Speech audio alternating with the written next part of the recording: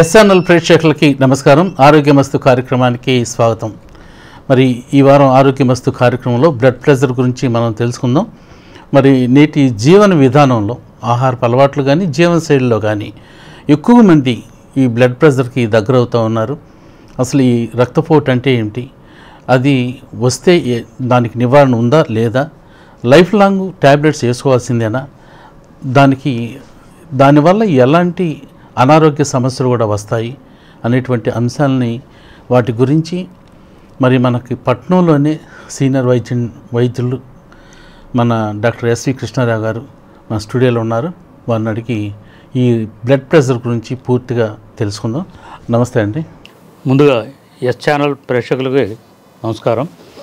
Sir, ఇప్పుడు చాలామంది ఈ బ్లడ్ ప్రెషర్కి లోనవుతున్నారు. అంటే ఎక్కువ యువకుల కాడి నుంచి అంటే వయసు పడిన వారు కూడా ఎక్కువగా ఈ బ్లడ్ ప్రెషర్కి లోనవుతున్నారు. అసలు ఈ రక్తపోటు అంటే ఏమిటండి, ఇది ఈ బ్లడ్ ప్రెషర్ రావడానికి గల కారణాలు ఏంటి? రక్తపోటు అంటే ఇప్పుడు సాధారణంగా మన గుండె నుంచి రక్తం శరీరానికి రక్తనాళాల ద్వారా శరీరం అందరికీ రక్తం సప్లై చేస్తుంది. ఈ రక్తనాళాల్లో ఉండేటువంటి ప్రెషర్నే మనం బ్లడ్ ప్రెషర్ అంటాం.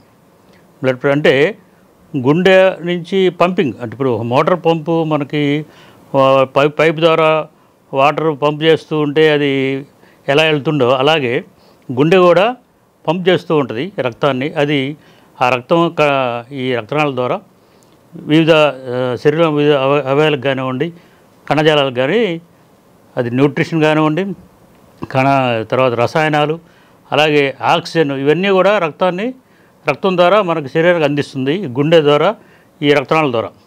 ఇప్పుడు ఎప్పుడైతే ఈ ప్రెషర్ అనేది, అంటే మన గుండె ముడుచుకున్నప్పుడు ఉండేటువంటి ప్రెషర్ని సిస్టోలిక్ ప్రెషర్ అంటారు.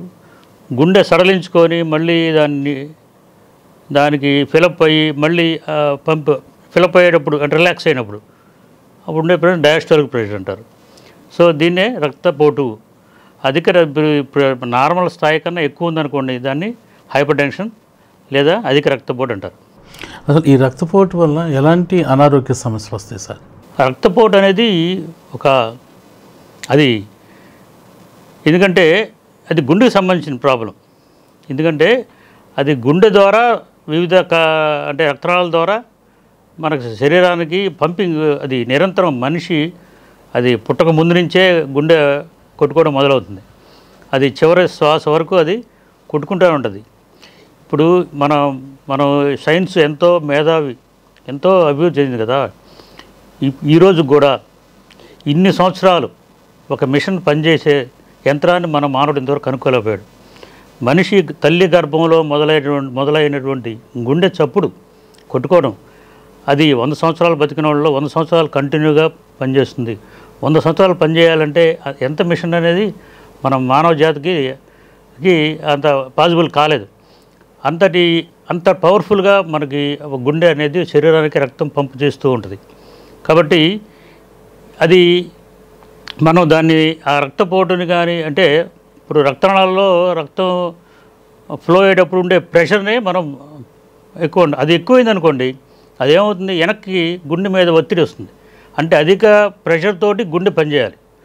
అప్పుడు గుండె పనిచేసినప్పుడు ఏమవుతుంది, అది ఒత్తిడికి లోనవుతుంది, చిన్నగా గుండె పెరుగుతుంది. తద్వారా గుండె కండకి, అంటే ఎక్కువ పనిచేయాలి కాబట్టి గుండె అంతా పెరిగి దానికి రక్తం కూడా ఎక్కువ కావాలి. సో అప్పుడు దానికి గుండె రక్తం తగ్గిందనుకోండి, అది హార్ట్ అటాక్లు దారితీస్తుంది. అట్లాగే ఈ కిడ్నీలకి వెళ్ళినప్పుడు అది అధిక ఒత్తిడితోటి వడగట్టిందనుకోండి, కిడ్నీ ప్రాబ్లమ్స్ వస్తాయి. అలాగే కంటిలో రక్తనాళాలు చాలా సున్నితంగా ఉంటాయి, రెటినల్ హెమరేజెస్ అంటారు. అలాగే రెటినాలో హెమరేజెస్ వచ్చి కంటి ప్రాబ్లమ్స్ వస్తాయి. అలాగే బ్రెయిన్కి కూడా చాలా సున్నితంగా ఉంటుంది రక్త ప్రసరణ. ఏమాత్రం అది చిట్లిపోయినా కానివ్వండి, రక్తం గడ్డగట్టినా కానీ బ్రెయిన్ ప్రాబ్లమ్స్. కాబట్టి సో ఈ రక్తపోటును అదుపులో ఉంచుకోకపోతే అటు హార్ట్ ప్రాబ్లమ్స్, కిడ్నీ ప్రాబ్లమ్స్, కంటి ప్రాబ్లమ్స్, బ్రెయిన్ ప్రాబ్లమ్స్, ఇంకా పెరిఫరల్గా వచ్చే రక్తనాళాలు కూడా ఒక్కోసారి బ్లాక్ అయిపోతాయి. సో ఇలాంటివన్నీ చాలా కాంప్లికేషన్స్ వచ్చే అవకాశం ఉంది.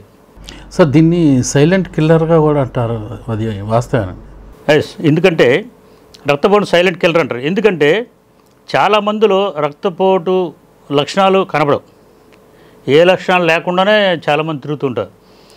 ఇప్పుడు ఒకేసారి ఎప్పుడు ఏదైనా రక్తపోటు వల్ల సమస్య వచ్చేదాకా ఇది బయటకు కనిపించదు, ఏ లక్షణాలు ఉండవు. కాబట్టి అప్పుడేమవుతుంది, ఈ రక్తపోటు వల్ల వచ్చే complications, brain cerebral haemorrhage, brain strokes వచ్చినప్పుడు కానివ్వండి, లేకపోతే హార్ట్ అటాక్స్ వచ్చినప్పుడు కానివ్వండి, కిడ్నీ ప్రాబ్లం వచ్చినప్పుడు కానీ, కంటి సమస్యలు కానీ, ఇలాంటి ఏదో ప్రాణాంతక సమస్య వచ్చే వరకు ఇది సైలెంట్గా ఉంటుంది. అన్లెస్ మనం పరీక్షలు చేయించుకొని చూసుకుంటే తప్పితే ఇది బయట పడవు. కాబట్టి సైలెంట్గా ఉండి ప్రమాదంలో పడేసే జబ్బు కాబట్టి దీన్ని సైలెంట్ కిల్లర్ అంటారు. Right sir. ఇప్పుడు ఈ సాధారణ బ్లడ్ ప్రెషర్కి పరిధులు ఏ విధంగా ఉంటాయి? సాధారణంగా 120/80 అంటాం రక్త పరీక్ష. అంటే 120/80 మిల్లీమీటర్స్ ఆఫ్ మెర్క్యూరీ. అంటే 120 అనేది సిస్టోలిక్ బ్లడ్ ప్రెషర్, 80 అనేది డయాస్టోలిక్ బ్లడ్ ప్రెషర్. ఈ 120 అంటే ఏంటంటే మన గుండె ముడుచుకున్నప్పుడు, అంటే గుండె ముడుచుకున్నప్పుడు ఉండే ప్రెషర్ని 120. అట్లాగా తర్వాత ముడుచుకున్న తర్వాత మళ్ళీ అది ఫిలప్ అయ్యేటప్పుడు, రిలాక్స్ అయ్యేటప్పుడు, గుండె రక్తం నిండేటప్పుడు వచ్చేటువంటి ప్రెషర్ని డయాస్టోలిక్ అంటే అది 80. సో ఇది నార్మల్గా ఉండే ప్రెషర్. దీనికన్నా ఎక్కువ ఉంటే అది మామూలుగా ఏంటంటే 120 to 139 అనేది అంటే లిమిట్, అది పర్వాలేదు. అలాగే ఈ డయాస్టోలిక్ వచ్చేసి 80 to 89 వరకు మనం నార్మల్గా ఏ మందులు లేకుండా మామూలుగా ఉంచుకోవచ్చు. Okay sir. ఇప్పుడు మనకి బీపీ అనేది హార్ట్ ప్రాబ్లంకి అంత సీరియస్గా తీసుకుంటుందా? బీపీ అనేది గుండె జబ్బుగానే పరిగణించాలి. అది గుండె జబ్బుగానే పరిగణించాలి. ఎందుకంటే అది హార్ట్ నిరంతరం పంపింగ్ చేస్తూ ఉంటుంది. అది పంప్ చేసేటప్పుడు ఆ ప్రెషర్కి గుండె కండ, ఆ మజులను చూసారా, గుండె కండ మజులు ఉంటుంది కదా, అది ఎన్లార్జ్ అవుతూ పోద్ది. ఎన్లార్జ్ అయినప్పుడు గుండె కండ మందంగా తయారవుద్ది. దాన్ని హైపర్ట్రోఫీ అంటారు.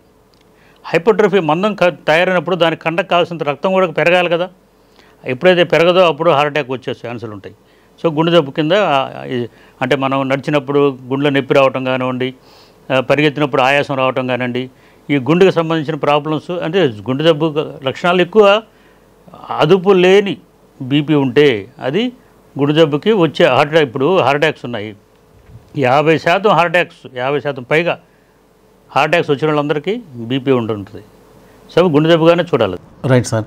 ఇప్పుడు చాలామంది యువకులు కూడా ఈ బీపీకి దగ్గర అవుతున్నారు సార్. అసలు ఇది ఆహారపు అలవాట్ల వల్ల వస్తుందా, లేకపోతే వంశపారంపర్యంగా వచ్చేటువంటి జబ్బు లాంటిదా? ఇప్పుడు బీపీ అనేది లైఫ్, మనకి ఎన్విరాన్మెంటల్ ఫ్యాక్టర్స్. ఇప్పుడు యాక్చువల్గా కారణం అనేది అన్నిటికీ కారణం తెలియకపోయినా లైఫ్ ఎన్విరాన్మెంటల్ ఫ్యాక్టర్స్ అంటారు. అంటే మన చుట్టూ ఉన్న పరిస్థితులు, మనం లివింగ్ స్టాండర్డ్స్, అంటే మనం తీసుకునే ఆహారానికి జబ్బులకి 100% లింక్ ఉంటుంది మనం తీసుకునే ఆహారానికి.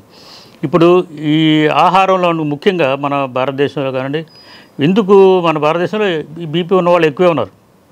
చూస్తే దాదాపు మొన్న 2020లో సర్వే చేసినప్పుడు దాదాపు 28.1% భారతదేశంలో హైపర్ టెన్షన్తో బాధపడుతున్నారంటే, దాదాపు అంటే ప్రతి నలుగురిలో దాదాపు ఒకరు ఉన్నట్టే. అలాగే ఈ జెంట్స్లో కానీ లేడీస్లో కానీ మగవాళ్ళలో ఎక్కువ ఉంటుంది. 25% మగవాళ్ళు ఉంటే 21% ఆడవాళ్ళు ఉంటుంది. కాకపోతే ఇక్కడ ఉంటుంది 50 సంవత్సరాల లోపు ఉంటే మగవాళ్ళని ఎక్కువ వస్తుంది. 50 సంవత్సరాలు దాటిన తర్వాత మగవాళ్ళలో కానీ ఆడవాళ్ళు కానీ ఒకే లెవెల్గా ఉంటుంది. కాకపోతే ఇన్సిడెంట్స్ ఇది భారతదేశంలో కాదు, అన్ని దేశాల్లో ఉన్న పాటు భారతదేశంలో చాలా ఎక్కువగానే ఉన్నారు. చాలామంది ఏంటంటే బీపీ ఉందని తెలియకుండానే మామూలుగా జీవనం చేసేవాళ్ళు ఎక్కువ.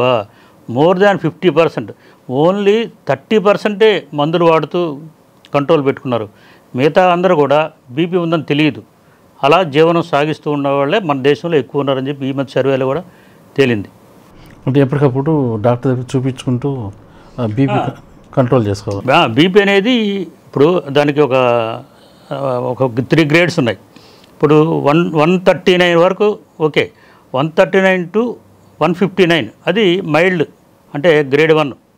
తర్వాత 160 to 180 సిస్టోలిక్, అది మోడరేట్.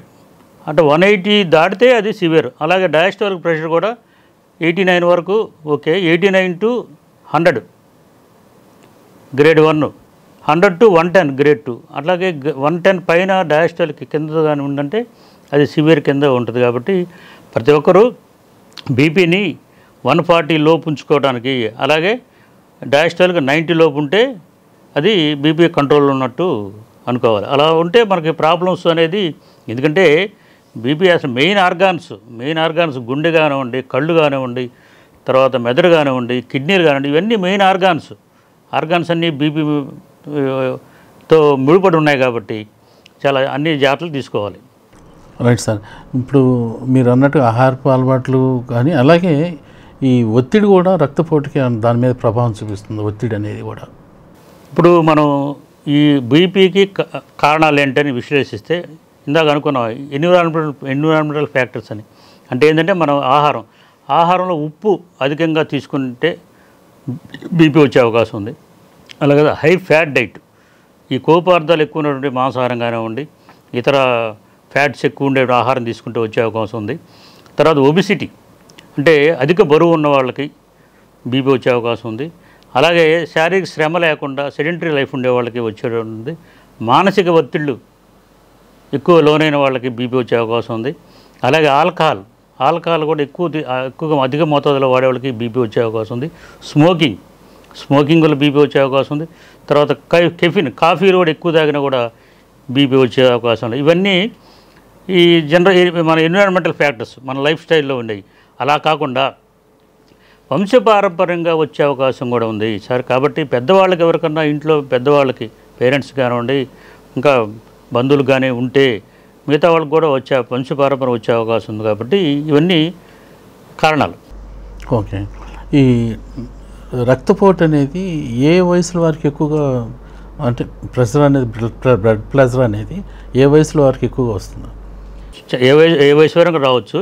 కాకపోతే యూజువల్గా ఏంటంటే ఈ 25 years నుంచి 60 ఏళ్ళు 70 ఏళ్ళు ఎక్కడైనా సరే కావచ్చు. యూజువల్గా ఎక్కువ మందికి వచ్చేది 40 నుంచి 55 సంవత్సరాల్లో ఎక్కువ మందికి వస్తుంది. ఒకసారి ఇప్పుడు జనరేషను ఈ జంక్ ఫుడ్స్ అయితేనేమి, తర్వాత ఈ ఒబిసిటీ అయితేనేమి, ఇవన్నీ కూడా కుర్రవాళ్ళకి, యంగ్ జనరేషన్ కూడా బీపీ నోట్ చేస్తున్నాం. అంటే పెళ్లి కాని యువకులకు కూడా ఎక్కువగా ఏంటంటే మానసిక ఒత్తిడి కావచ్చు, ఆహారంలో పద్ధతులు కావచ్చు, ఇవన్నీ కూడా ఎక్కువ. ఎందుకంటే పిల్లల్లో ఒబిసిటీ, ఎందుకంటే ఈ ఆహారం ఫాస్ట్ ఫుడ్స్ కానివ్వండి, జంక్ ఫుడ్స్, ఈ అధిక ఫ్యాట్ ఉండేవి, అధిక కార్బోహైడ్రేట్ ఉండేవి, ఇవన్నీ తినడం వల్ల పిల్లల్లో కూడా ఒబిసిటీ వచ్చే అవకాశం ఉంది. ఒబిసిటీతో పాటు చాలామంది చూశాను ఈ మధ్య నేను 20 ఏళ్ళ పిల్లలు కూడా బీపీ చూసి వాళ్ళు ఉన్న ఓవర్ వెయిట్ వల్ల కానివ్వండి, వాళ్ళే ఈ హై సాల్ట్ ఉండే డైట్ ఎక్కువ తీసుకోవడం, ఈ స్వీట్స్ కానివ్వండి, తర్వాత ఈ ఫాస్ట్ ఫుడ్స్, ఈ ఉప్పు ఎక్కువ ఉండేటువంటి ఫుడ్స్, ఈ చిప్స్ కానివ్వండి, రకరకాల కుర్కురే, ఇట్లా రకరకాలు ఇవన్నీ ఎక్కువ మోతాదులో తీసుకునే వాళ్ళకి బీపీ పెరగడం అనేది చూస్తున్న లైఫ్ స్టైల్ ఒకటి. సార్, ఇప్పుడు ఎగ్జామ్స్ టైం విద్యార్థులందరూ కూడా ఎంతో ఒత్తిడితో ఉంటారు ఎక్కువ శాతం. మరి వాళ్ళలో కూడా ఇటువంటి లక్షణాలు కనిపిస్తూ ఉంటాయా? వాళ్ళకి ఎలాంటి మీరు సూచన ఇస్తారు? అంటే ఇప్పుడు మానసిక ఒత్తిళ్ళు అనేది కంటిన్యూగా ఉంటే అదొక కారణం. ఇప్పుడు విద్యార్థులు అనేది ఆ వయసులో విద్యార్థులు ఎగ్జామ్స్ అప్పుడు పడతారు, మిగతా అప్పుడు ఆడుకుంటుంటారు. వాళ్ళకి అందుకనే విద్యార్థుల్లో ఎగ్జామ్స్ చదువుకున్నా కూడా ఆటలను ప్రోత్సహించాలి.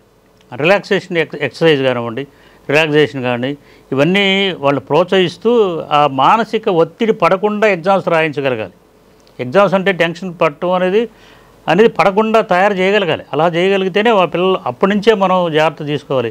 ఎగ్జామ్స్ అనేది అందుకని పిల్లలకి యూనిట్ టెస్ట్లని, హాఫ్ ఇయర్లని, ఎన్ని ఎగ్జామ్స్ పెడుతూ ఆ ఒత్తిడి తగ్గడానికే చివరికి వచ్చేలాగే ఫైనల్ ఎగ్జామ్ పెడతారు.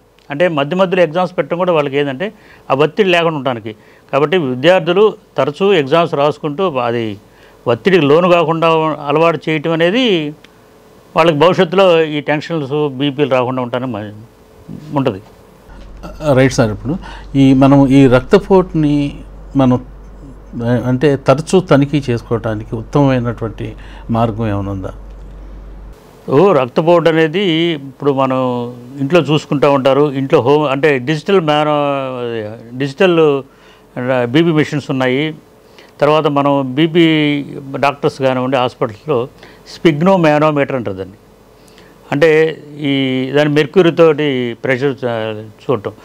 సో ఇప్పుడు యాక్యురేట్ మెజర్మెంట్కి మాత్రం యాక్యురేట్గా కావాలంటే మాత్రం స్పిగ్నోమానోమీటర్, అది డాక్టర్స్ హాస్పిటల్స్లో ఉండేటువంటి మెర్క్యూరీతోటి చూస్తే అది యాక్యురేట్ వస్తుంది.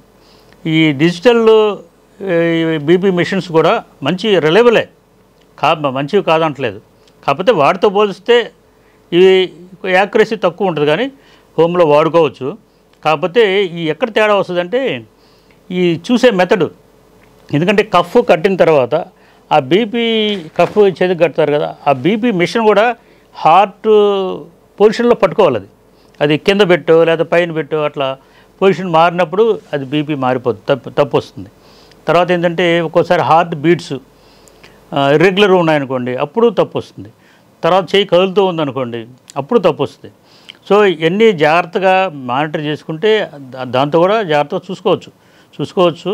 కాకపోతే యాక్యురసీ అయితే మాత్రం ఈ స్పిగ్నోమానోమీటర్ అంటే మెర్క్యూరీ, ఇది అంటే 120/80 అనేది మనం మిల్లీమీటర్స్ ఆఫ్ మెర్క్యూరీ అంటాం కదా, అట్లాగా అదే స్టాండర్డ్ యాక్యురేట్. అది ఈ రక్తపోటు నివారణ కోసం మెడిసిన్స్ ఏమున్నాయి? ముఖ్య విషయం ఏంటంటే రక్తపోటు అనేది చాలామంది అనుకుంటారు నాకెందుకు బీపీ ఉంటుంది, నాకెందుకు షుగర్ ఉంటుంది అంటే వాళ్ళు ఏంటంటే నేను మామూలుగా ఉన్నాను కదా, నాకెందుకు బీపీ ఉంటుంది, నేనేం టెన్షన్ పట్టలేదు కదా, నాకెందుకు బీపీ ఉంటుందని చాలామంది అనుకుంటారు. చాలామంది ఏంటంటే ఇప్పుడు మనం చాలామంది కోపడుతుంటారు, బీపీ పెరిగింది అంటుంటారు. అంటే కోపం అనేది బీపీ లక్షణం కాదు.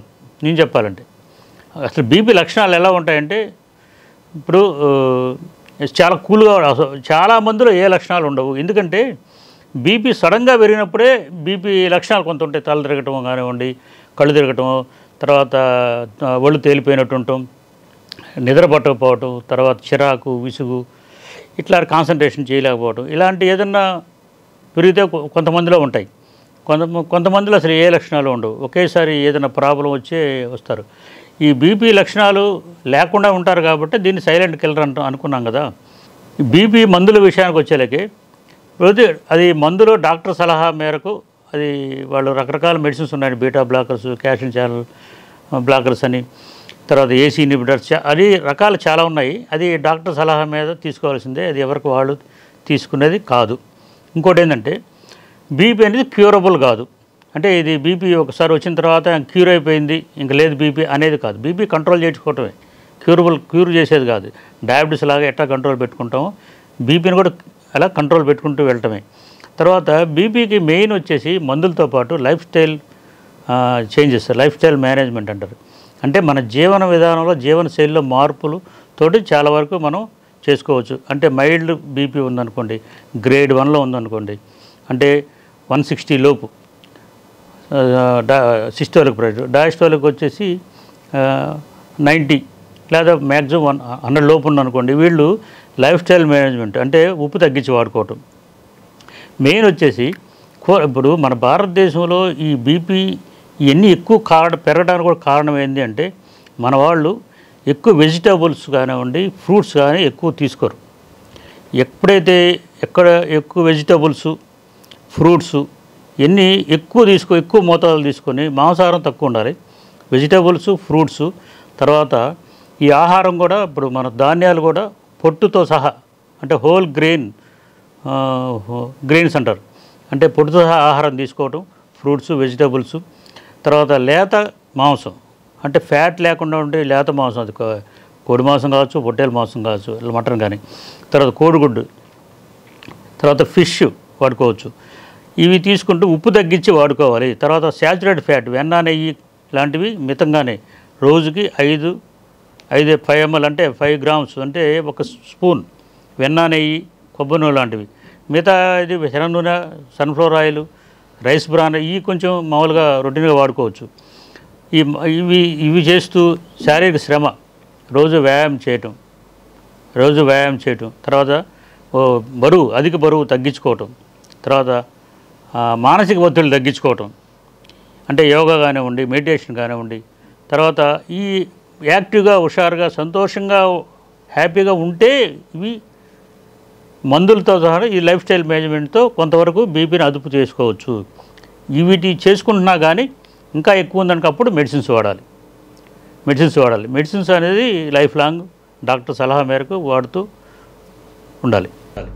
సార్ ఇప్పుడు ఈ యోగా ధ్యానం అయ్యాను చెప్తా ఉంటారు, వాటి ద్వారా కూడా అంటే ఈ బీపీని కంట్రోల్ చేసుకునే అవకాశం ఉంటుందా? యోగా ధ్యానం చాలా మంచిదండి. ఎందుకంటే మనసుని మన అదుపు చేసుకోవటం, మానసిక ఒత్తిడి నియంత్రణకి యోగా కానివ్వండి, ధ్యానం కానివ్వండి, మానసిక ప్రశాంతత చాలా అవసరం ఈ రోజుల్లో. ఎందుకంటే ఇప్పుడు ప్రస్తుత యాంత్రిక జీవనంలో మనిషి సతమతం అవుతూ ఉంటాడు, రోజువారీ టెన్షన్స్. సో సతమవుతున్నారు కాబట్టి వాళ్ళకి ధ్యానం కానివ్వండి, యోగా కానివ్వండి, ఇంకా మెడిటేషన్, ఇంకా అలాంటి చేసుకుంటే ఉత్తమమైనది. అంటే వీళ్ళు కంటిన్యూగా లైఫ్ లాంగ్ మందులు వాడాల్సిందే సార్? ఒకసారి బీపీ వచ్చిన తర్వాత అండి, ఒక మెడిసిన్ స్టార్ట్ చేసిన తర్వాత అది ఇంకోటి ఏంటంటే బీపీకి తరచూ మానిటరింగ్ ముఖ్యం. ఇప్పుడు మనం వాడుతున్నప్పుడు అది కంట్రోల్ ఉందా, లేకపోతే ఎక్కువ అసలు కంట్రోల్ లేదా, డోస్ అడ్జస్ట్మెంట్ డాక్టర్ సలహా తీసుకుంటూ అది తరచూ అంటే నెలకో 2 నెలలకో ఒకసారి చూసుకుంటూ కంట్రోల్ మార్పులు చేర్పులు చేసుకుంటూ వెళ్ళటం మంచిది. అది క్యూరబుల్ కాదండి, అది మనం వాడుతూ ఉండాలి. ఒక్కోసారి ఏంటంటే కొంతకాలం కొన్ని సంవత్సరాలు వాడిన తర్వాత బీపీ అనేది బాడీ అడాప్ట్ అయిపోద్ది బీపీ తక్కువతోటి. అప్పుడు ఒక్కోసారి చాలా మందులు తగ్గించేస్తారు, ఒక్కోసారి ఆపేస్తారు కూడా. ఆపేసి చూసుకుంటూ ఉండాలి, మానిటర్ చేసుకుంటూ ఉండాలి. అట్లా కొంతకాలం గడిచిన తర్వాత మళ్ళీ స్లోగా మళ్ళీ బాడీ మారిపోతూ వస్తుంది, అప్పుడు మళ్ళీ వాడాల్సి వస్తుంది. సో ఏదైనా మానిటర్ చేసుకోవాలి, దాన్ని చూసుకుంటూ అబ్జర్వేషన్ అంటారు. ఓకే సార్, ఇప్పుడు లో బీపీ అంటారు, అదేంటి సార్? లో బీపీ అనేది అంటే ఇప్పుడు హైపర్ టెన్షన్ గురించి చెప్పాము, అంటే అధిక రక్తపోటు గురించి. లో బీపీ అంటే మామూలుగా మనం 120/80 అంటున్నాం కదా, వీళ్ళకి ఏంటంటే బిలో 100 అంటే 90/60 అట్లా ఉంటుంది. లో బీపీ అనేది సాధారణంగా ఏంటంటే ఏదైనా డిహైడ్రేషన్ అంటే వాళ్ళు ఏదైనా మోషన్స్ కానివ్వండి, ఫీవర్ కానివ్వండి, వామిటింగ్స్ ఇట్లా వచ్చినప్పుడు, సరైన డిహైడ్రేషన్ ఉన్నప్పుడు కానీ, ఒక్కోసారి కొంతమందికి స్వతహాగానే బీపీ తక్కువ ఉంటుంది. వాళ్ళకి ఏంటంటే కళ్ళు తిరగటం, ముఖ్యంగా ఏంటంటే వాళ్ళు కూర్చొని లేచినప్పుడు, పండుకొని లేచినప్పుడు ఒకసారి కళ్ళు తిరుగుతుంటాయి, పడిపోతూ ఉంటారు. దాన్ని పోస్చరల్ హైపోటెన్షన్ అంటారు. అంటే ఎక్కువ వయసు వాళ్ళకి వస్తుంది, పెద్దవాళ్ళకి. సో ఈ దీనివల్ల ఏంటంటే ఆ డిహైడ్రేషన్ కరెక్ట్ చేసుకుని వాటర్ ఎక్కువ తీసుకోవాలి, డైట్ కరెక్ట్గా టైంకి తీసుకోవాలి, సాల్ట్ కొంచెం ఎక్కువ వాడుకోవచ్చు. ఇట్లా చేసుకుంటే లో బీపీని మనం అంటే 100 కన్నా తక్కువ అయితే ఆ లక్షణాలు వస్తాయి. 100 పైన ఉంటే బీపీ ఈ లక్షణాలు ఏమి ఉండవు, కళ్ళు తిరగటం ఏమి ఉండవు. కానీ మెయిన్ డిహైడ్రేషను, సఫిషియెంట్ వాటర్ సరిగా తాగకపోయినా డిహైడ్రేషన్లో ఉన్నప్పుడు లో బీపీ వచ్చే అవకాశం ఉంటుంది. సో చాలామంది కూడా హై బీపీ ఉంటే, అరే మనకు హై బీపీ ఉంటే తెలుస్తుంది, లో బీపీ ఉంటే తెలియదు, చాలా జాగ్రత్తగా ఉండాలి అని అంటూ ఉంటారు. అది ఎంతవరకు కరెక్ట్? ఏదైనా బీపీ మానిటర్ చేసుకుంటూ వెళ్ళటమే కానీ హై బీపీ అయినా లో బీపీ అనేది అది చూసుకుంటే కానీ తెలియదు. కాకపోతే ఏంటంటే లో బీపీ అనేది తక్కువ మందికే ఉంటుంది, అది సందర్భాన్ని బట్టి వస్తుంది. కానీ కంటిన్యూగా లో బీపీ ఉండేవాళ్ళు తక్కువే. అంటే మన బాడీ ఏంటంటే ఆటోమేటిక్గా మెయింటైన్ చేసుకుంటుంది, మినిమం ప్రెషర్ మెయింటైన్ చేసుకుంటుంది బాడీ. ఇప్పుడు ఇప్పుడు బీపీ ఎక్కువ ఉన్నప్పుడు కూడా అది గ్రాడ్యువల్గా చిన్నగా పెరుగుతుంది అనుకో, బాడీ అలవాటైపోతుంది కాబట్టి మన లక్షణాలు ఏం కనపడవు. సార్ ఇప్పుడు అంటే లో బీపీ అనేది దానికి కూడా ఈ మన రక్తపోటు హై బీపీ ఉన్న మాదిరిగానే మందులు లాంగ్ లైఫ్గా వాడుకునే అవకాశం లేదంటారా? లో బీపీకి ఎక్కువ రకాల ఎక్కువ రోజులు మందులు వాడటమే ఉండదు. ముందు మనకు ఉన్నటువంటి కాజ్ అంటే బాడీలో ఉన్నటువంటి డిహైడ్రేషన్ కరెక్ట్ చేసుకోవటం, టైంకి ఆహారం తీసుకోవటం, సాల్ట్ కొంచెం యాడ్ చేసుకొని ఆహారం తీసుకుంటుంటే బీపీ మెయింటైన్ అయిపోతుంది. అవే మందులు, దానికి ప్రత్యేకంగా మందులు వాడేంత అవసరం ఉండదు లో బీపీకి. సార్ ఇప్పుడు మందులు ఎటు వాడుతున్నాం కదా అని చెప్పని ఆహారపు అలవాట్లలో ఎటు మార్పు రానప్పుడు రక్తపోటు పరిస్థితి ఎలా ఉంటుంది అంటారు? అదే ఇప్పుడు మందులు వాడుతున్నా కానీ, ఆహార నియమాలు ఇవన్నీ మార్పు చేస్తున్నా కానీ బీపీ మందులు మాత్రం, ఇప్పుడు నేను ఆహార నియమాలు పాటిస్తున్నాను, యోగా చేస్తున్నాను కాబట్టి నేను మందులు వాడనక్కర్లేదు అనుకుంటే పెద్ద పొరపాటు. అలా కాదు, ఎందుకంటే మీరు ఆహార నియమాలు పాటిస్తున్నా, యోగా చేస్తున్నా, సాల్ట్ తగ్గించి వాడుకున్నా, వ్యాయామం చేస్తున్నా కానీ బీపీ కంట్రోల్ ఉందో లేదో చూసుకోకుండా మీరు మందులు ఆపద్దు. ఎందుకంటే మందులు వాడుతూ డాక్టర్ సలహా తీసుకొని దాన్ని బట్టి మందులు మోతాదు తగ్గించుకోవచ్చు, మోతాదు తగ్గిస్తారు. అదుపు అయితే ఇంకా అదుపు లేకపోతే పెంచుతారు. సో అది టైట్రేషన్ ఆఫ్ డోస్ అనేది డాక్టర్ చేతుల్లో ఉంటుంది. డాక్టర్ సలహా తీసుకొనే చేసుకోవాలి. ఎవరికి వాళ్ళు సొంతంగా చేసుకుంటే మాత్రం ప్రమాదంలో పడే అవకాశం ఉంటుంది బీపీ మూలన. Right sir.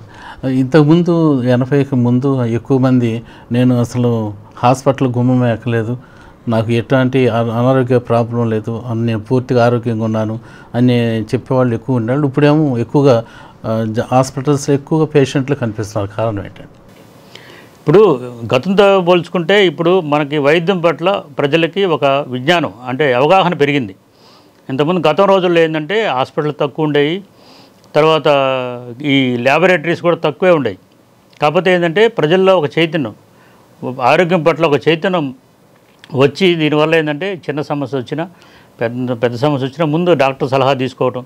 అంత ముందు రోజులు అంటే చెప్పేవాళ్ళు పెద్దవాళ్ళు వచ్చి, నేను ఇంతవరకు హాస్పిటల్ వచ్చి ఎరగను, ఇదే మొట్టమొదటిసారి వస్తున్నాను చెప్తుంటారు. కానీ ఈ రోజుల్లో అలా ఉండేవాళ్ళు చాలా తక్కువ ఉండే. ఎందుకంటే ఈ వైద్య ఫెసిలిటీసు పల్లెటూరులో చివరిదాకా వెళ్ళిపోయినాయి. చిన్న చిన్న గవర్నమెంట్ హాస్పిటల్స్ కానివ్వండి, చిన్న చిన్న వైద్యం చేసే ఆర్ఎంపీల డాక్టర్లు కానివ్వండి, మొత్తం మన భారతదేశంలో ఎక్కడ ప్రతి మూలకి ఉన్నారు. కాబట్టి ఈ రోజుల్లో చిన్న సమస్య వచ్చినా తొందరగా తెలుసుకోగలుగుతున్నారు. ఎందుకంటే రక్త పరీక్షలు అయినా మన పల్లెటూరులో కూడా రక్త పరీక్షలు ల్యాబొరేటరీలకి చేస్తున్నారు. కాబట్టి ఇది మనకు మంచి పరిణామమే. దీనివల్ల ఏంటంటే ప్రజారోగ్యం మెరుగవుతుంది, ప్రజలు ఆరోగ్యంగా ఉంటారు. ప్రజలు ఇప్పుడు బీపీ అనుకోండి, మన బీపీ కానివ్వండి, షుగర్ కానీ ఇవన్నీ ఏముంది, కంట్రోల్ లేకపోతే ఏముంది, మనిషి వాయిస్ తగ్గిపోద్ది. సో మనిషి ఎక్కువ కాలం ఆరోగ్యంగా జీవించాలంటే ఇవన్నీ కూడా కంట్రోల్ చేసుకుంటూ ఈ జాగ్రత్తలు తీసుకుంటూ వెళ్తే మనిషి ఆరోగ్యం ఎక్కువ కాలం బాగుంటుంది. ఇంతకుముందు మనకి ఈ 1960లో 50 సంవత్సరాల సగటు మనిషి జీవితకాలం 50 సంవత్సరాలే ఉండేది. ఈరోజు అది 69 సంవత్సరాలకి పెరిగింది. అంటే మనకి ఆయుష్ పెరుగుతుంది, అంటే ఆరోగ్యం స్టాండర్డ్ ఆఫ్ లివింగ్ పెరుగుతుంది. మనుషులు ఎక్కువ ఆరోగ్యంగా కలుగుతున్నారు కాబట్టి మనం ఎక్కువ కాలం జీవించగలుగుతున్నాం ఆరోగ్యం. కాబట్టి ఆరోగ్యం పట్ల అందరికీ అవగాహన అవసరం. ఎందుకంటే స్క్రీనింగ్ అంటారు, అంటే మనకి బీపీ లక్షణాలు వచ్చి చూసుకోవడం కాదు, ఒక 25 ఏళ్ళ 30 ఏళ్ళు వచ్చినాయా మనం ఒకసారి జనరల్ చెకప్, మనకు స్క్రీనింగ్ ఏమైనా బీపీ ఉందా, షుగర్ ఉందా, అన్నీ ఒకసారి ఫ్యాట్ ఉంది, ముఖ్యంగా మనం చెప్పుకోవాల్సింది కొలెస్ట్రాల్ అనేది కూడా చూసుకుంటూ మనం జాగ్రత్తలు తీసుకుంటే భవిష్యత్తులో ప్రాబ్లమ్స్ రాకుండా జాగ్రత్త ఉండొచ్చు. Right sir.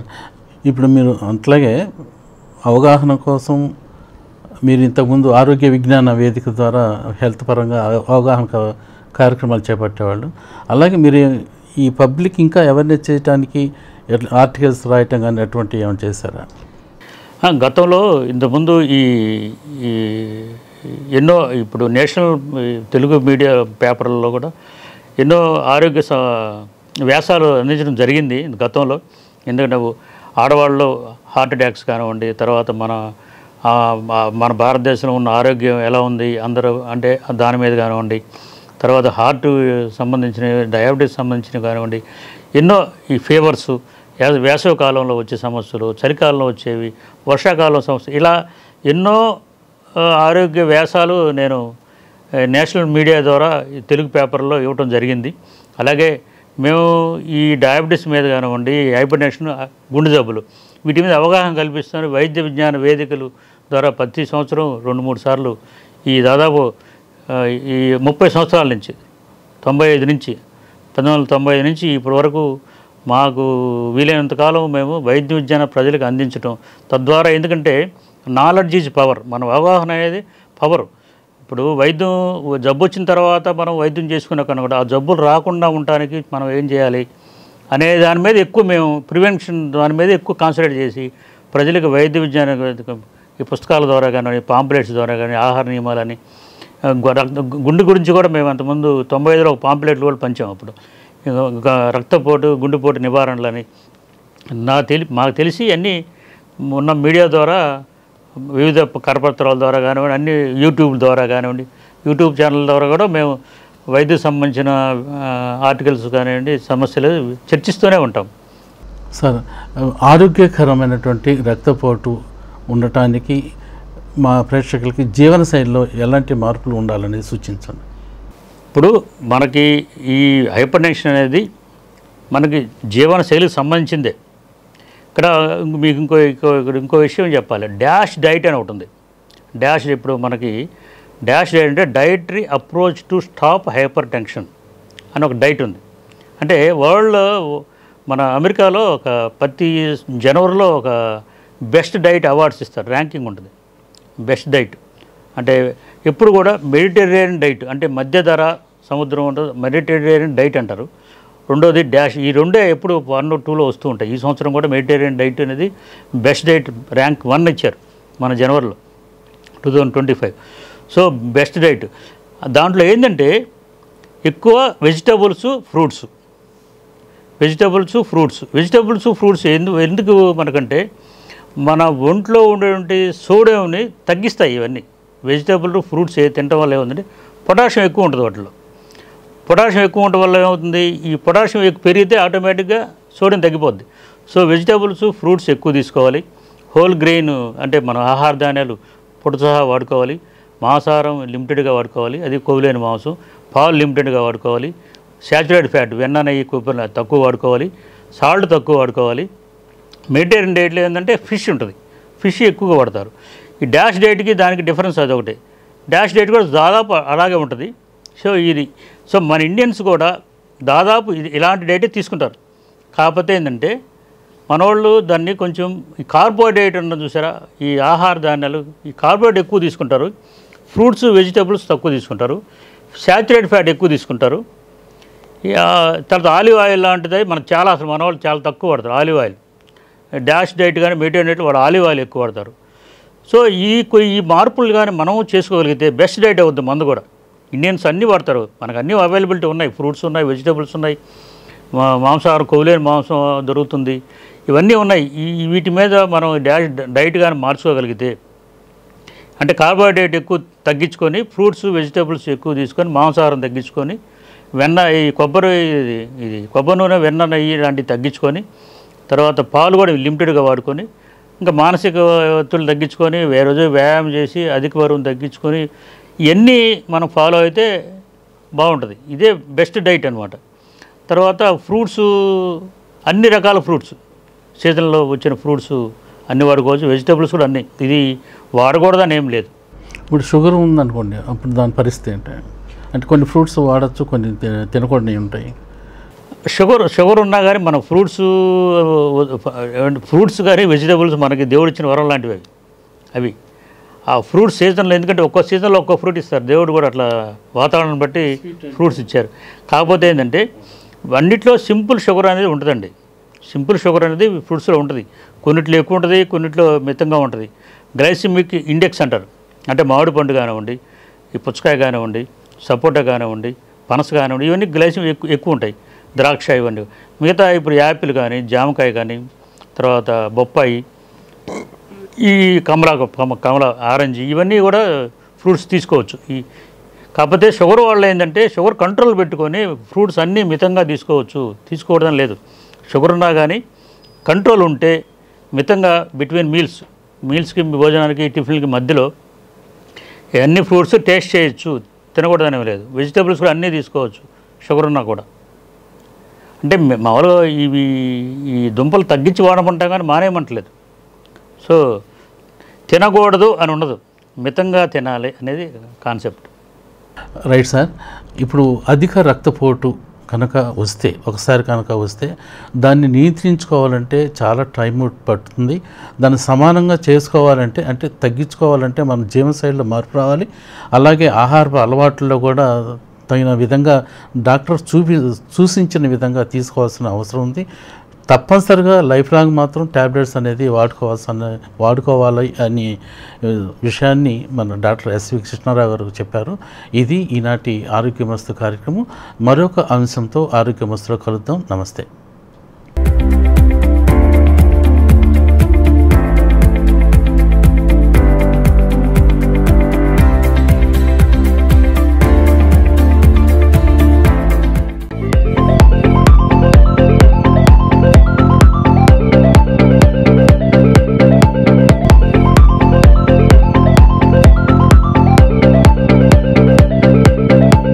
Subscribe to our YouTube channel.